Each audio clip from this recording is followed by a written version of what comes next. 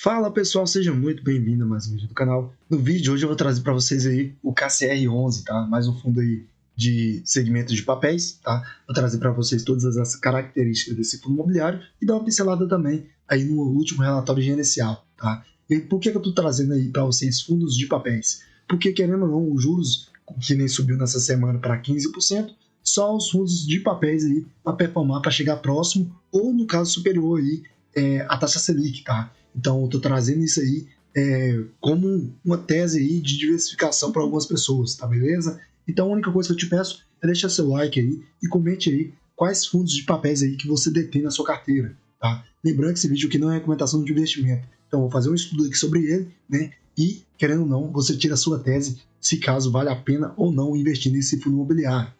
Hoje, o KCR está sendo cotado a R$ 99,19. O dividend yield bem acima da taxa Selic, né, 16,29%, dividend yield em 12 meses. O preço dividido pelo valor patrimonial se encontra no valor justo aí de próximo a 1, tá?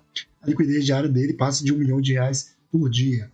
A variação em 12 meses está positiva em 14%. Quando a gente olha aqui a cotação dele, tá? Então, desde mais ou menos, pegar de 5 anos aqui, ó, pegar aqui certinho para ficar melhor, saiu aqui próximo de 40, tá? Subiu aí até R$ 90, caiu aí, né, no final do ano passado, pelo fato do governo trazer aquele ajuste fiscal, aquele trem todo, né? Mas ele já positivou de novo aí, tá subindo bastante aí, em linha reta praticamente aí, KCR11. Quando a gente olha a rentabilidade descontada da inflação, rentabilidade real, tá? Dá para ver que do primeiro mês, 5 anos, ele tá performando acima da inflação. Isso é positivo, tá? Então, destaques aqui para 2 anos, subindo 19,2%, e 5 anos subindo 89,8%. Então, KCR a médio e longo prazo está entregando rentabilidade descontada da inflação aos seus cotistas. Quando a gente olha aqui algumas características do fundo, a gente consegue ver aqui a taxa de administração, que é cobrada aqui em torno de 1% ao ano sobre o patrimônio líquido do fundo, tá? E aqui o número de cotistas, passa de 24 mil cotistas aí, tá? E cotas emitidas até pequeno, 4 milhões aí aproximadamente cotas emitidas, o número também de investidores aí no fundo é ligeiramente pequeno, tá? Mas querendo ou não, ele tem uma liquidez positiva, bom, tá?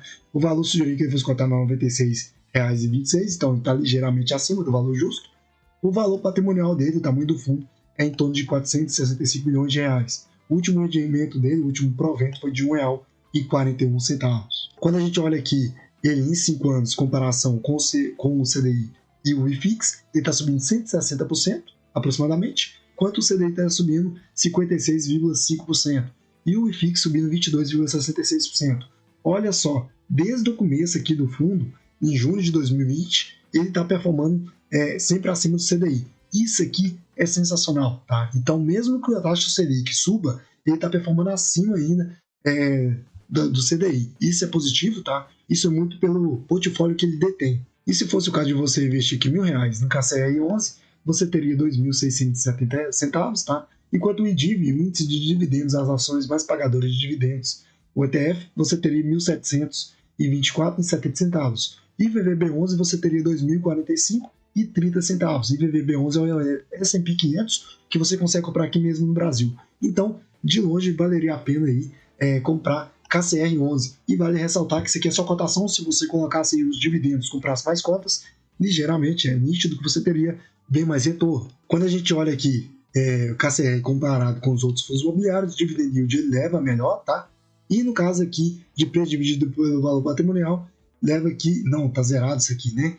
Vamos ver aqui, tem esse VTPL11, eu não conheço esse fundo imobiliário, né? Mas os outros aqui também tá tudo abaixo de 1, tá? Ele tá pagando de dividend yield em 12 meses 1,45, tá? Então, maior do que isso só em fevereiro, tá?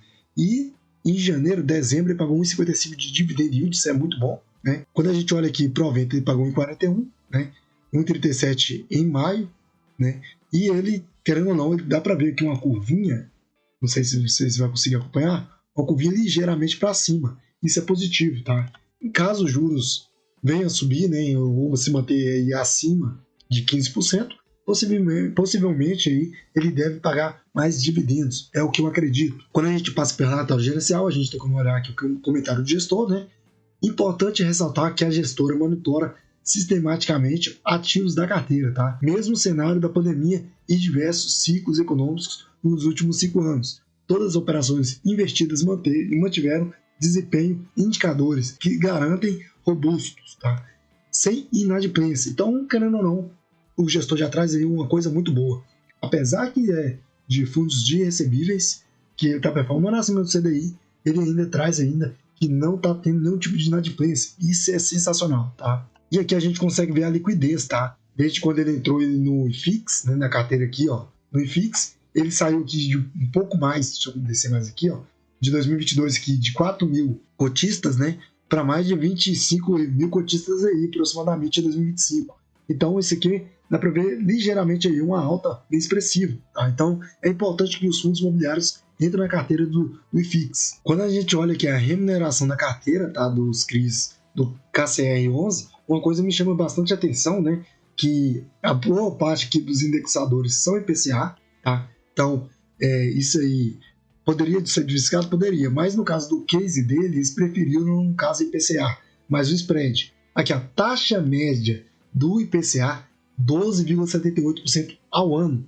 Se 7% é quase impossível, né, de um investimento bater, imagina 12%. Então a carteira dele aqui, querendo ou não, é muito boa, né? Então a gente segue aí de olho só numa coisa que eu sempre falo, é a inadimplência. E o gestor já trouxe que não tem inadimplência no fundo. Então, sensacional, né? Amei esse fundo, tá? E quando a gente olha aqui, ó, as carteiras, a gente tem como olhar aqui, tem CDI também, né? Vai pensar que 99% é IPCA e que IPCA, e tem um spread, né? Então, 12,68%, a média 13%, e querendo ou não, tem aqui os vencimentos, 2027, boa parte, e 2028, tá? Então, médio prazo, né? E praticamente já está aí, né?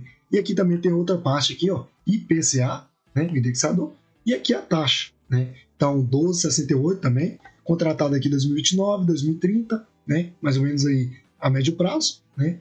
E aqui a gente tem como ver a carteira ali dos ativos, tá? E aqui, ó, a gente tem como ver CDI mais 7% ao ano, né? Tem como a gente ver os empreendimentos aí, do IPCA mais 12,68, né? Tem como olhar aqui também IPCA mais 2,68, duração 2029, fevereiro de 2029, tá? Tem como, se caso você gostar mesmo de olhar, tem como olhar as garantias, né? E 89% aqui dos empreendimentos foram vendidos, tá? Tá na fase 1 ainda. E isso tudo é importante para a gente saber como é que tá o negócio do KCR, né? Aqui, ó, a gente tem como olhar aqui, ó, IPCA mais 13%, né? Vencimento agosto de 2026 e aqui 100% vendido, sensacional, tá? Então aqui também tem aqui mais um aqui, ó, tem IPCA mais 13%, setembro de 2027, 65% vendido. E era isso que eu queria trazer para vocês sobre KCR11, o fundo imobiliário que está performando acima aí da taxa Selic, tá? Vamos monitorar aí no caso aí para ver se ele vai continuar performando, entregando esse bom dividend yield aí, tá? E no caso aqui, abre aí portas para a gente fazer uma diversificação diferente aí na carteira, visando o quê? Que os juros tendem a permanecer mais elevado por mais tempo aí, porque o fato do governo querer gastar mais, ano que vem, lembrando aí, tem eleição, tá? Então possivelmente deve gastar mais. Então, com isso, fazendo os juros permanecer mais alto, possivelmente, tá?